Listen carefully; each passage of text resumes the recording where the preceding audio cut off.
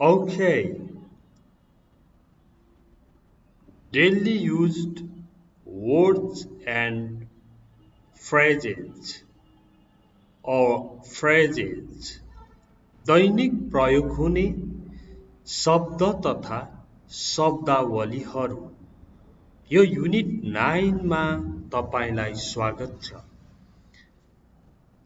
अब पढाइलाई क्रमशः ग्रेजुअली हामीले अलिक स्तरीय बनाउँदै लाँदैछौँ है।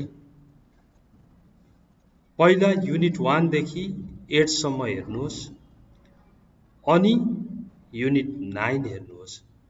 मैले यो भिडियोको तल युनिट 1 देखि 8 सम्मको लिंक राखिदिएको छु कमेन्ट बक्समा है। अब गेट अप भनेको उठ्नु, गेट अप भनेको उठ्नु भनेर जानेपछि what time do you get up, तपाई कति बजी उठ्नुहुन्छ भन्न पनि सकिन्छ। व्हाट टाइम डु यु भन्ने अनि यही गेट अप लगाउने। What time do you get up, तपाई कति बजे उठ्नुहुन्छ। अथवा I get up at 6 o'clock, म 6 बजी उठ्छु। गो टु बेड, सुत्नु, सुत्न जानु, सुत्नु। अब यसमा पनि what time do you go to bed, तपाई कति बजी सुत्नुहुन्छ। I go to bed at 10 PM, म 10 बजी सुत्छु। स्लिप भनेको पनि सुत्नु, तर म 10 बजी सुत्छु भन्दा I go to bed at 10 PM भन्ने मान्छेहरू धेरै हुन्छन्। धेरैले के बोल्छन् त्यो नै राम्रो भाषा भाषा भनेको त्यस्तै हुन्छ के। धेरै मोस्ट अफ द पिपलले जुन स्पिकिङ गर्छन् त्यो नै राम्रो मानिन्छ। स्लिप भनेको पनि सुत्नु। फ्रेशन अप, फ्रेशन अप भनेको फ्रेश हुनु। Okay, freshen up.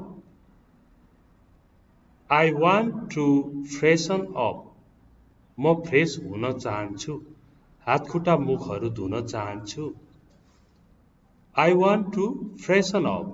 Freshen up भनेको गेट अप भनेको उठ्नु, फ्रेशन अप भनेको चाहिँ फ्रेश हुनु, पुनः ताजा हुने कामलाई चाहिँ फ्रेशन अप भनेर भनिन्छ। अनि इट भनेको खानु। What do you eat for your breakfast, तपाई ब्रेकफास्टको लागि के खानुहुन्छ भनेर सोधेको। Okay, next daily used words or phrases। have भनेको खानु अथवा सँग छ। खानु पिउनुलाई पनि have भनिन्छ। कसैले तपाईलाई what time do you have your breakfast भन्यो भने तपाई तपाईको ब्रेकफास्ट कति बजे खानुहुन्छ भनेको हो। I have my breakfast at 6 o'clock, at 6:30, म 6:30 मा खान्छु भन्ने अर्थ लाग्छ। अर्को अर्थ भनेको सँग छ। I have a car, मसँग कार छ। ओके, अब I have an idea, मसँग एउटा आइडिया छ भने पनि भोलि।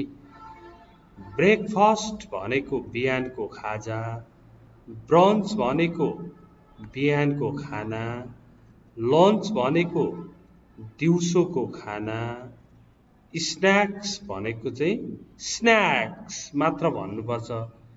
स्न्याक भनेको सुनिन्छ हो, स्न्याक्स भनेको चाहिँ खाजा। Snacks, snacks, snacks, snacks and drinks भनेर लेखिराखेको हुन्छ। खाजा र पेय पदार्थ। स्नैक्स एन्ड कोल्ड ड्रिंक्स भनेर लेखेको हुन्छ सानो सानो पसलतिर। डिनर, डिनर भनेको साँझको खाना, डिनर। अब यिनीहरूमा what time do you have, what time do you eat भनेर बनाइरहनुहोस्। What time do you have your dinner अथवा What time do you eat your dinner भनेर भन्नुहोस्। अब हेर्नुहोस् त, read a newspaper पत्रिका पढ्नु। I read a newspaper म पत्रिका पढ्छु। do physical exercise शारीरिक कसरत गर्नु। Do you do physical exercise तपाईं शारीरिक कसरत गर्नुहुन्छ? Yes, I do physical exercise in the morning हो म बिहान फिजिकल एक्सरसाइज गर्छु। Go jogging हल्का दगुर्न जानु। Go morning walk गर्न जानु। Go jogging भनेको हल्का दगुर्न जानु। Visit भनेको घुम्नु अथवा भेट्न जानुलाई visit भनेर भनिन्छ। त्यसपछि take a rest, take a rest भनेको आराम गर्नु। रेस्ट मात्र पनि आराम गर्नु, तर take a rest भन्यो भने राम्रो हुन्छ। Watch TV, TV हेर्नु। Watch TV, TV हेर्नु।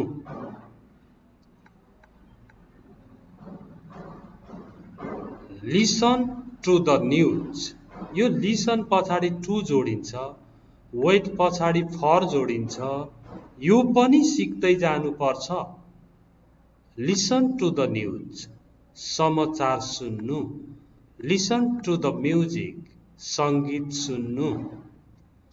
Busy व्यस्त, free फुर्सद, स्वतन्त्र।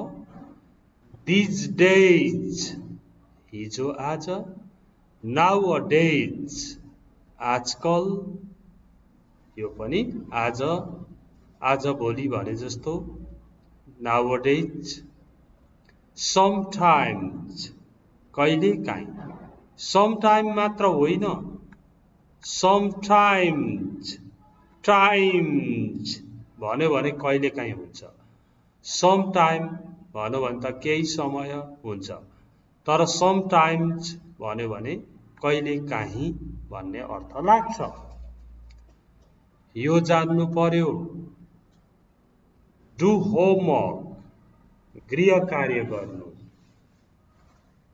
Ram please do your homework तिम्रो होमवर्क गर भयो। Early सबेरै, late ढिलो, in this way यसरी नै, stay बस्नु रहनु, meal खाना, food food भनेको पनि खाना। ओके, यसरी हामीले डेली युज हुने केही शब्दहरू पढ्यौं। त्यसमा पनि यहाँ हेर्नु न, जस्तो गो शपिङ भनेको किनमेल गर्न जानु। गो डान्सिङ भन्यो भने नाच्न जानु। लिसन टु द म्युजिक भन्यो भने संगीत सुन्नु। वाच रेस्लिङ भन्यो भने रेस्लिङ हेर्नु भयो। त्यस्तै गो फर अ ड्रिंक पिउन जानु। Go for a drink. Go to concert कन्सर्टमा जानु। go to college, go to school, school campus जानु। visit friends भनेको साथीहरूलाई भेट्न जानु, साथीहरूलाई भेट्नु अथवा साथीहरूलाई भेट्न जानु पनि visit friends हो। ओके, अब तपाईले शब्द बनाउँदै जानुहोस्। आजबाट मात्र भर्बको कुरा गरिएको छ। आजको यो भिडियोमा गो जानु, भिजिट भेट्न जानु अथवा घुम्नु, त्यस्तै गरी गो शपिङ भनेको किनमेल, गो डान्सिङ, लिसन भनेको सुन्नु, वाच भनेको हेर्नु, गेट अप भनेको उठ्नु, गो टु बेड भनेको सुत्नु, स्लिप भनेको सुत्नु, फ्रेसन अप फ्रेस हुनु, इट खानु, त्यस्तै गरेर ह्याभ भनेको सँग छ अथवा खानु जस्ता भर्बहरू पनि सिकियो। अनि अरू शब्दहरूमा चाहिँ breakfast, brunch, lunch, snacks, dinner जस्ता कुराहरू पनि सिक्दै ल्याइयो। अनि डु भनेको गर्नु, गो भनेको जानु भएको, टेक अ रेस्ट भनेको आराम गर्नु। अब यहाँ वाच टिभी छ, वाच टिभी भनेको टिभी हेर्नु। यस्तो कुराहरू पढ्यो। Thanks for watching this video. अनि तपाईहरूले बुझ्नु भएको होला नि, यो नयाँ च्यानलले एकदमै मेहनत गरेर सुरुदेखि पढाउँदै जान्छ। यसमा 1000 सब्सक्राइबर पुर्याउनु पर्ने भएको छ। यसको लागि तपाईहरूले यसरी सुरुदेखि पढाउने द बेस्ट प्रिपरेसनकै नयाँ च्यानल आएको छ। यसमा जोइन गरेर सुरुबाट पढ्दा राम्रो हुन्छ भनेर यसो सब्सक्राइब सेयर गर्न लगाइदिनु पर्यो। Okay, I hope this helped from you. See you next time. Bye bye.